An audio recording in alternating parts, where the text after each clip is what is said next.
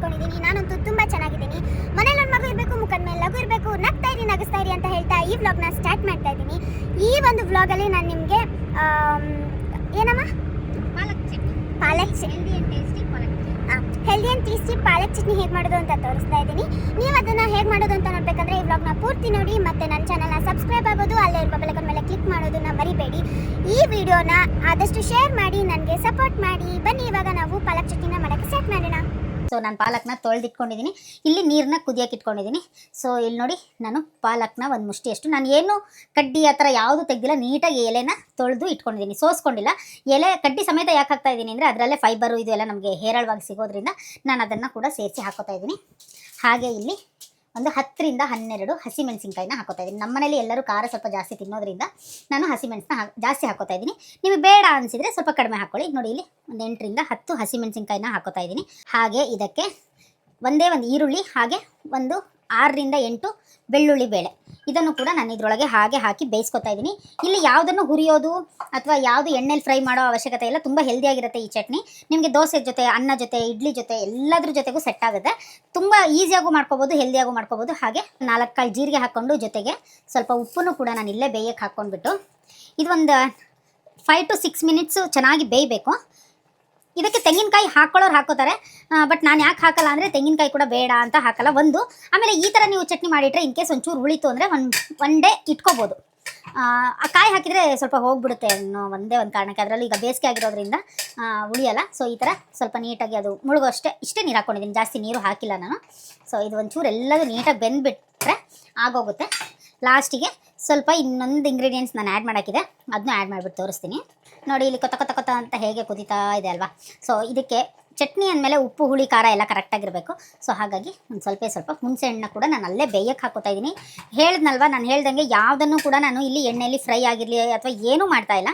So ತುಂಬ easy and healthy recipe ಇದು. ದಯವಿಟ್ಟು ನೀವು ಮನೇಲಿ ಒಂದ್ಸರಿ ಟ್ರೈ ಮಾಡಿ, ಎಲ್ಲರಿಗೂ ಇಷ್ಟ ಆಗುತ್ತೆ. ಮತ್ತು ದೋಸೆ ಜೊತೆ ನಾನಿವತ್ತು ಸ್ಪೆಷಲ್ ಆಗಿರೋ ಒಂದು ದೋಸೆ ಮಾಡ್ತಾಯಿದ್ದೀನಿ, ಅದನ್ನು ಕೂಡ ನಾನು ಇದ್ರ ಜೊತೆಗೆ ತೋರಿಸ್ತೀನಿ. ಸೊ ಈ ಚಟ್ನಿ ಇದೆಲ್ಲ ಬೆಂದು ಎಲ್ಲ ತಣ್ಣಗಾದ್ಮೇಲೆ ನಾನು ಇದನ್ನು ರುಬ್ಕೊಂಡು ಹೇಗೆ ಬಂತು ಅಂತ ತೋರಿಸ್ತೀನಿ. ನೋಡಿ, ಇಲ್ಲಿ ನಾನು ಬೇಯಿಸಿಟ್ಟಿದ್ದೀನಿ, 5 ನಿಮಿಷ ಆಯಿತು ಇದು. ಈಗ ತಣ್ಣಗಾದ್ಮೇಲೆ ಮಿಕ್ಸಿ ಮಾಡ್ಕೊಂಡ್ಬಿಟ್ರೆ ಚಟ್ನಿ ರೆಡಿ ಆಗುತ್ತೆ. ಇದಕ್ಕೆ ಬೇಕಾದವರು ಒಗ್ಗರಣೆನೂ ಕೊಟ್ಕೋಬೋದು, ಆದರೆ ನಾನು ಕೊಡ್ತಾ ಇಲ್ಲ. ಯಾಕೆಂದರೆ ಇವತ್ತು ನಾನು ಹೆಲ್ದಿ ರೆಸಿಪಿ ಅಂತ ನಾನು ಮಾಡ್ತಾ ಇರೋದ್ರಿಂದ ಇದಕ್ಕೆ ನಾನು ಎಣ್ಣೆ ಅಥವಾ ತುಪ್ಪ ಯಾವುದನ್ನು ಯೂಸ್ ಮಾಡ್ತಾ ಇಲ್ಲ.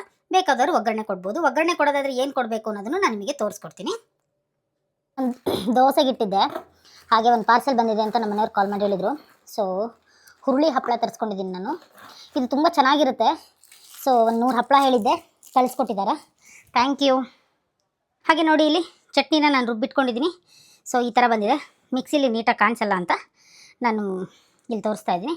ಇದಕ್ಕೆ ಮಾತ್ರ ನಾನು ಬೇಕಂದರೆ ಸ್ವಲ್ಪ ಒಗ್ಗರಣೆ ಹಾಕ್ಬಿಟ್ಟು ತೋರಿಸ್ತೀನಿ. ನಿಮ್ಗೆ ಇನ್ ಕೇಸ್ ಹುಣಸೆ ಹಣ್ಣು ಹಾಕೋಕ್ಕೆ ಇಷ್ಟ ಇಲ್ಲ ಅಂದರೆ ಟೊಮೆಟೊನೂ ಹಾಕ್ಕೋಬೋದು. ನನಗಿವತ್ತು ಹುಳಿ ಟೊಮೊಟೊ ಇರಲಿಲ್ಲ, ನಾನು ಈ ಹುಳಿ ಟೊಮೊಟೊ ಇದ್ದರೆ ಹುಳಿ ಟೊಮೊಟೊನೇ ಹಾಕ್ಕೋತೀನಿ. ಅದಿರಲಿಲ್ಲ, ಹಾಗಾಗಿರೋದ್ರಿಂದ ಇವತ್ತು ಹುಣಸೆ ಹಣ್ಣು ಹಾಕ್ಕೊಂಡಿದ್ದೀನಿ. ಅಂದರೆ ಡಿಫ್ರೆಂಟಾಗಿ ಟೇಸ್ಟ್ ಬರುತ್ತೆ. ನಿಮ್ಗೆ ಹುಣಸೆ ಹಣ್ಣು ಹಾಕಿದಾಗ ಬೇರೆ ಟೇಸ್ಟ್ ಬರುತ್ತೆ, ಹಾಗೆ ಟೊಮೆಟೊ ಹಣ್ಣು ಹಾಕಿದಾಗ ಬೇರೆ ಟೇಸ್ಟ್ ಬರುತ್ತೆ. ಇದಕ್ಕೆ ನಾನು ಒಗ್ಗರಣೆ ಏನೇನು ಹಾಕಬೇಕಂತ ಹಾಕ್ಬಿಟ್ಟು ಇದಿಷ್ಟೇ ಚಟ್ನಿ ತೋರಿಸ್ತೀನಿ.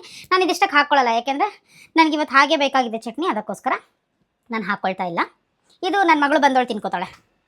ಸೊ ಫ್ರೆಂಡ್ಸ್, ನಾನಿಲ್ಲಿ ಒಗ್ಗರಣೆಗೆ ಬಟ್ಲು ಇಟ್ಕೊಂಡಿದ್ದೀನಿ, ಒಗ್ಗರಣೆ ಸೌಟು ಇಟ್ಕೊಂಡಿದ್ದೀನಿ. ಸೊ ಅದಕ್ಕೆ ಸ್ವಲ್ಪ ಕೊಬ್ಬರಿ ಎಣ್ಣೆ ಯೂಸ್ ಮಾಡ್ತಾಯಿದ್ದೀನಿ. ನಾನು ಕೊಬ್ಬರಿ ಎಣ್ಣೆ ಜಾಸ್ತಿ ಯೂಸ್ ಮಾಡ್ತೀನಿ, ಹಾಗಾಗಿರೋದ್ರಿಂದ ಕೊಬ್ಬರಿ ಎಣ್ಣೆ ಹಾಕೋತಾ ಇದ್ದೀನಿ. ಅದೀಗ ಕಾದಿದೆ. ಸೊ ಅದಕ್ಕೆ ಸ್ವಲ್ಪ ಸಾಸಿವೆ, ಅದು ಸ್ವಲ್ಪ ಚಿಟಪಟ ಅಂದ ತಕ್ಷಣ ಏನೋ ಒಂದು ಸ್ಪೆಷಲ್ಲಾಗಿರೋ ಇಂಗ್ರೀಡಿಯೆಂಟ್ಸ್ ಹಾಕ್ತಾಯಿದ್ದೀನಿ, ಏನಿಲ್ಲ. ಸೊ ಬೆಳ್ಳುಳ್ಳಿ ಹಾಕ್ತಾಯಿದ್ದೀನಿ, ಹಾಗೆ ನಮ್ಮ ಮನೆಯಲ್ಲೇ ಬೆಳೆದಿರೋವಂಥ ಕರಿಬೇವಿದೆ ಅಮ್ಮ. ಸೊ ಇದನ್ನು ಹಾಕ್ಬಿಟ್ಟು ಸ್ವಲ್ಪ ಸಣ್ಣ ಉರಿ ಇಟ್ಟು ಬೆಳ್ಳುಳ್ಳಿ ಸ್ವಲ್ಪ ರೆಡ್ ಆಗೋ ತನಕ ಇಟ್ಬಿಟ್ಟು ಒಗ್ಗರಣೆಗೆ ಹಾಕ್ಕೊಂಡ್ರೆ ಚಟ್ನಿ ರೆಡಿ.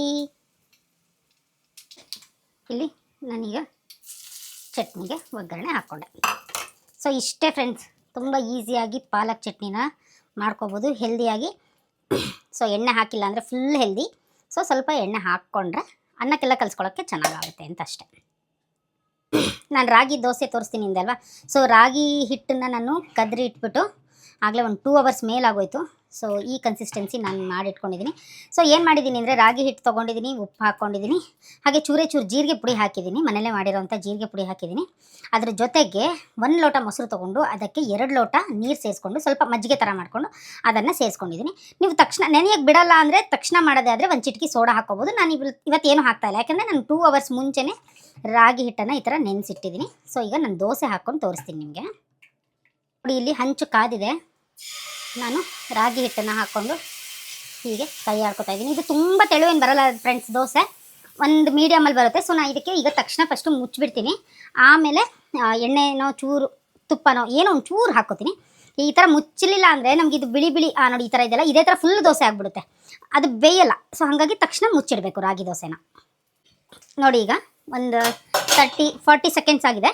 ಸೊ ಇದಕ್ಕೂ ಕೂಡ ಚೂರು ಈ ಥರ ಕೊಬ್ಬರಿ ಎಣ್ಣೆ ಚೂರು ಹಾಕ್ಕೊಂಡಿದ್ದೀನಿ. ಸೊ ಈ ಥರ ಕೊಬ್ಬರಿ ಎಣ್ಣೆ ಹಾಕ್ಕೊಂಡು ಒಂದು ನಿಮಿಷ ಒಂಚೂರು ರಾಗಿ ದೋಸೆ ಲೇಟ್ ಆಗುತ್ತೆ, ಬಟ್ ತುಂಬ ಟೇಸ್ಟಿಯಾಗಿರುತ್ತೆ, ಹೆಲ್ದಿಯಾಗಿ ಕೂಡ ಇರುತ್ತೆ. ನೋಡಿ ಈಸಿಯಾಗಿ ಎತ್ಬೋದು ದೋಸೆ. ಏನು ಕಷ್ಟ ಆಯಿತು ಹರಿದೋಯ್ತು ಆ ಥರ ಎಲ್ಲ ಏನೂ ಆಗೋಲ್ಲ. ನೀವು 2 ಅವರ್ಸ್ ಮುಂಚೆ ಎಲ್ಲ ನೆನೆಸಿಡೋದ್ರಿಂದ ದೋಸೆ ಇದೇ ಥರ ನೀಟಾಗಿ ಬರುತ್ತೆ. ಸೊ ನೋಡಿ ಇಷ್ಟು ಚೆನ್ನಾಗಿ ಬಂದಿದೆ ಅಲ್ಲ ದೋಸೆ. ಇದನ್ನು ಪಾಲಕ್ ಸೊಪ್ಪಿನ ಚಟ್ನಿ ಜೊತೆ ಅಥವಾ ಯಾವ ಚಟ್ನಿ ಜೊತೆ ತಿಂದ್ರೂ ತುಂಬ ಚೆನ್ನಾಗಿರುತ್ತೆ. ನಾನಿವತ್ತು ಪಾಲಕ್ ಸೊಪ್ಪು ಚಟ್ನಿ ಮಾಡ್ಕೊಂಡಿದ್ದೀನಿ. ನೋಡಿ ಈ ಥರ ನೀಟಾಗಿ ಚಿಮಟ ಇಟ್ಕೊಂಡು ಈ ಥರ ಸುಟ್ಕೋಬೇಕು. ಓವೆನಲ್ಲಿ ಸುಟ್ಟರೆ ಇದು ಚೆನ್ನಾಗಾಗುತ್ತೆ. ಓವೆನಲ್ಲಿ ನಾನು ಯಾಕೆ ಸುಡ್ತಾ ಇಲ್ಲ ಇವತ್ತು ಅಂದರೆ ಕರೆಂಟ್ ಇಲ್ಲ ನಮ್ಮ ಮನೇಲಿ. ಸೊ ಹಾಗಾಗಿರೋದ್ರಿಂದ ಗ್ಯಾಸ್ ಸ್ಟವ್ ಮೇಲೆ ಸುಟ್ಕೋತಾ ಇದ್ದೀನಿ. ಸೊ ಚೆನ್ನಾಗಿರುತ್ತೆ. ಇದು ಸ್ವಲ್ಪ ತಣ್ಣಗಾಗಬೇಕು. ಹಪ್ಪಳ ಸುಟ್ಟಿದ ತಕ್ಷಣ ಮುಟ್ಟಿದ್ರೆ ಮೆತ್ತಗೆ ಅನಿಸುತ್ತೆ, ಆದರೆ ಇದು ಏನಪ್ಪ ತಣ್ಣಗಾದರೆ ಚೆನ್ನಾಗಾಗುತ್ತೆ. ಇದು ಕರಿಯೋದಕ್ಕಿಂತ ನಂಗೆ ಸುಟ್ರೇ ತುಂಬ ಇಷ್ಟ ಫ್ರೆಂಡ್ಸ್, ಚೆನ್ನಾಗಿ ಅನಿಸುತ್ತೆ. ನೋಡಿ ನನ್ನ ಡಯಟಲ್ಲಿ ಏನೇನಿರುತ್ತೆ ಅಂದರೆ 2 ರಾಗಿ ದೋಸೆ, ಒಂಚೂರು ಚಟ್ನಿ, ಹಾಗೆ 1 ಕಪ್ ಮೊಸರು, ಹಾಗೆ ಇವತ್ತು ಹಪ್ಪಳ ಬಂದಿತ್ತು ಅಂತ ಹೇಳಿಬಿಟ್ಟು ಒಂದು ಹಪ್ಪಳ ತೊಗೊಂಡಿದ್ದೀನಿ, ಹಾಗೆ ಒಂದು ಕಿತ್ತಳೆ ಹಣ್ಣು ಇಲ್ಲಾಂದರೆ ಸೌತೆಕಾಯಿ, ಏನಾದರೂ ಸೌತೆಕಾಯಿ ಆದರೆ ಒಂದು ಅರ್ಧ ಸೌತೆಕಾಯಿ, ಇಲ್ಲಾಂದರೆ ಇದನ್ನು ನಾನು ಕಡಿಮೆ ತೊಗೊಂಡು ಒಂದು ಸೌತೆಕಾಯಿ ಫುಲ್ ತಿನ್ಕೊಂಡ್ಬಿಡ್ತೀನಿ. ಇವತ್ತು ಸೌತೆಕಾಯಿ ಕೂಡ ಇಲ್ಲ, ಹಾಗಾಗಿರೋದ್ರಿಂದ ಒಂದು ಕಿತ್ತಳೆ ಹಣ್ಣು ತೊಗೋತಾ ಇದ್ದೀನಿ. ಇದು ನನ್ನ ಡಯಟ್ ಫುಡ್ ಆಗಿರುತ್ತೆ. ಸೊ ಈ ಥರ ಹೆಚ್ಚಿನ ವೀಡಿಯೋಸ್ಗಳಿಗಾಗಿ ನನ್ನ ಯೂಟ್ಯೂಬ್ ಚಾನಲ್ನ ಸಬ್ಸ್ಕ್ರೈಬ್ ಮಾಡಿ, ಹಾಗೆ ಅಲ್ಲೇ ಇರುವ ಬೆಲ್ ಐಕಾನ್ ಮೇಲೆ ಕ್ಲಿಕ್ ಮಾಡಿ, ಹಾಗೆ ನನಗೆ ಸಪೋರ್ಟ್ ಮಾಡಿ. Thank you so much.